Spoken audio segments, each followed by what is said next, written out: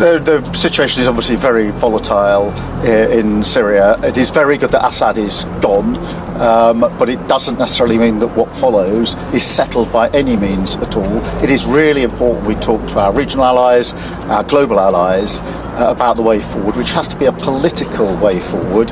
And that does mean, to answer your question, a rejection of terrorism, a rejection of violence. So we have to be really clear about the terms. Very early days, but they're the discussions that we're having with our allies. Have recently come to light, casting serious doubt on Keir Starmer's alleged ties to both Syria and Saudi Arabia. These revelations could spell disaster for the Labour Party, shaking its foundation and jeopardizing public trust.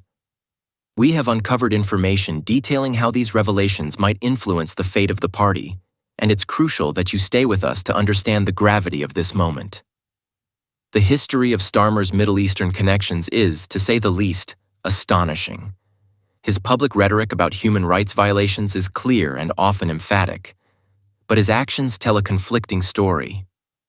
While he loudly condemns authoritarian regimes and their abuses, evidence suggests he has covertly supported governments infamous for their brutal suppression of dissent.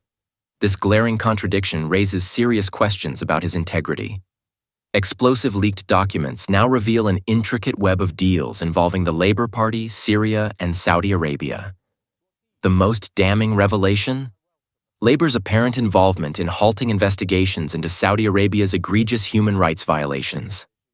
This shocking discovery paints a picture of a political machine more concerned with preserving alliances and financial interests than standing for justice.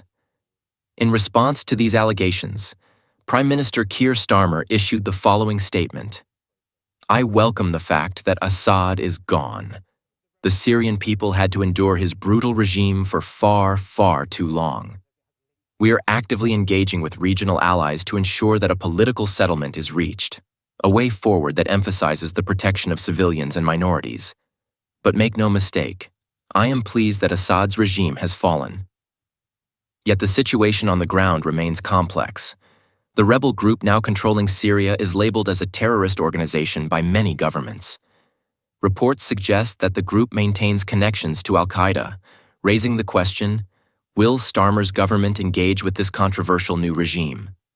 Starmer has thus far avoided providing a clear answer, further fueling suspicions about Labour's opaque dealings. What makes this revelation even more troubling is the Labour Party's systematic attempts to suppress any reports that might expose its dubious alliances. Whistleblowers allege that investigators have faced significant pressure to drop their inquiries, with documents being edited or erased, and some even threatened into silence. These actions, reportedly sanctioned at the highest levels, point to a deliberate cover-up operation. Such calculated efforts to conceal the truth highlight Labour's prioritization of political expediency over transparency and accountability. But this is only the beginning. One must ask, what deals could justify such a blatant disregard for moral and ethical standards? The answer lies in lucrative arms contracts and the tacit approval of Saudi Arabia's heinous practices. Leaked records suggest millions of pounds have exchanged hands for weaponry deals, underscoring a chilling willingness to overlook atrocities for financial gain. And yet, Starmer's connections to Syria are even more alarming. We are not just talking about economic deals. These ties potentially pose a direct threat to UK national security. In the coming days, we'll delve deeper into this disturbing narrative, exploring how these connections could compromise Britain's safety and sovereignty. This unfolding scandal has begun to erode Starmer's carefully curated image as a progressive leader. The cracks are widening, exposing a troubling reality beneath the polished facade.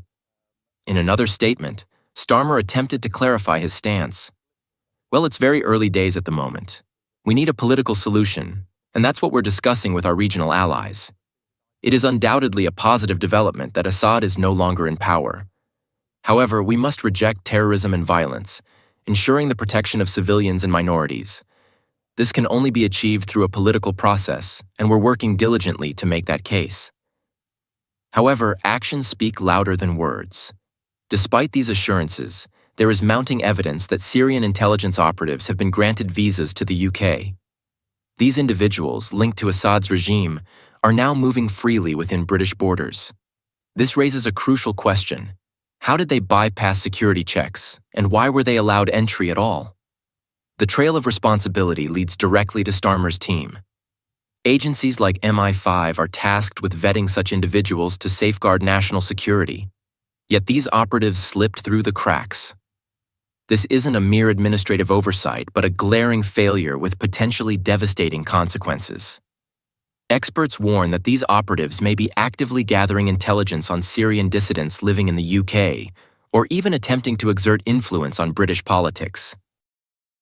Let's now delve deeper into the broader implications of these revelations. Beyond the immediate fallout for Starmer and Labour, this controversy could have far-reaching effects on the UK's foreign policy, its reputation on the global stage, and the trust of its citizens in their political institutions. 1. The erosion of public trust. Public trust in politicians and institutions has already been steadily declining, and this scandal could accelerate that trend. For a party that has historically championed the rights of the underprivileged, these revelations represent a betrayal of core values.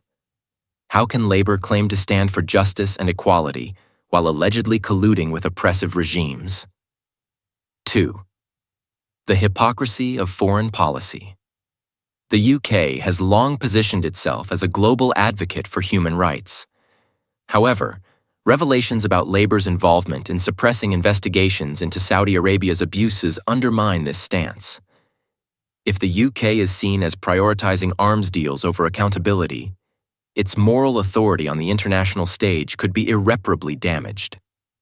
3. National security risks. The presence of Syrian intelligence operatives in the UK is a stark reminder of the vulnerabilities in national security protocols.